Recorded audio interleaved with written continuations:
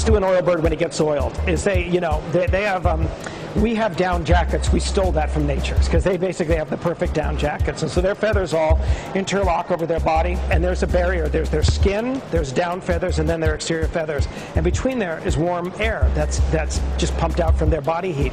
What happens when they get oil on them is that protective barrier becomes impaired, and all the feathers stick together and mat, and they immediately get wet with water. So if you're out there, even though it's a nice sunny day, if you jump in and get your clothes wet and the wind's blowing, you'll get cold. That's what happens to them.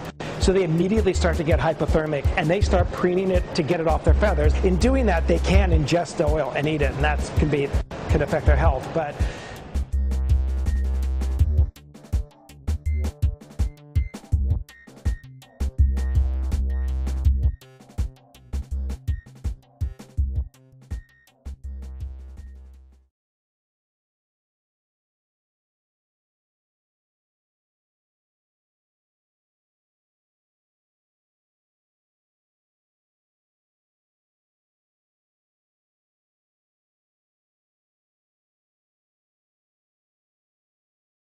well, here's what's happening, and I be honest with you, I wouldn't believe it had I not seen it with my own eyes.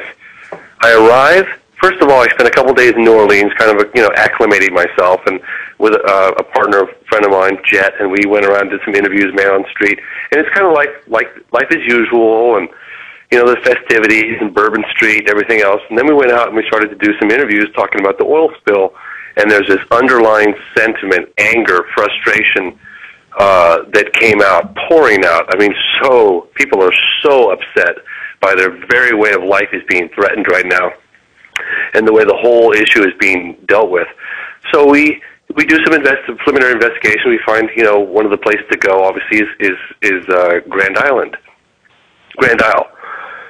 So we drive out to Grand Isle today, and it's kind of, the air is so thick out here you could cut it with a knife. The humidity and everything, and we're dealing with camera lenses fogging up and the windscreen and everything else, and we get out to, that's the tip of, we're like, 10 miles, maybe 5 to 10 miles from the epicenter at this point, and it's like bustling with activity. Helicopters were like, Chevron, a whole fleet of Chevron helicopters, and just workers everywhere, and people with badges. And I stop at this corner store, and it was just this feeling like this operation that was going on, and I just felt something very, very intense was happening. And I get out of the car, my friend stays in the car, I go into the corner market, and I'm just being watched. Like, I can't tell you the feeling. I haven't had this investigating some of the most incredible UFO cases, like, for instance, Stephenville. I felt a little watched. This, I felt really uncomfortable. Get out of the car. I'm just being eyeballed. There's all these workers. They've got these, passes, credentials or passes on. I don't know if it's part of the cleanup crew or what.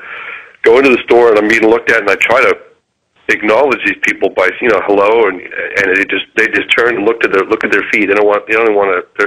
They're watching me, but they're not interacting with me at all. So I sit down at the counter and I order a soda pop. I'm talking to this couple of 15-year-old boys next to me, and the father of this boy apparently is working as part of the cleanup. He was a fisherman, but he no longer has his job, so he's part of the cleanup crew. And I'm starting to get this guy warmed up a little bit, real casual, and I start talking to this kid, and he says, nobody's talking to anybody out here right now. Where are you from? And I kind of tell him, I'm a concerned citizen. I'm in here. And he says, my dad's out the cleanup crew, and there's a whole lot more to this story than what the media is reporting on right now. I'll tell you that much. Start talking, listening to a little bit more. It turns out, basically what's happening is there's a complete media blackout. They are arresting people with cameras.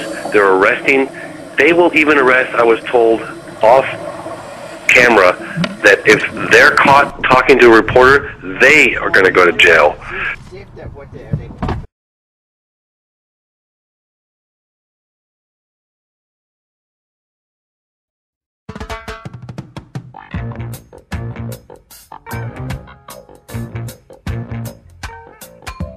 Get up, stand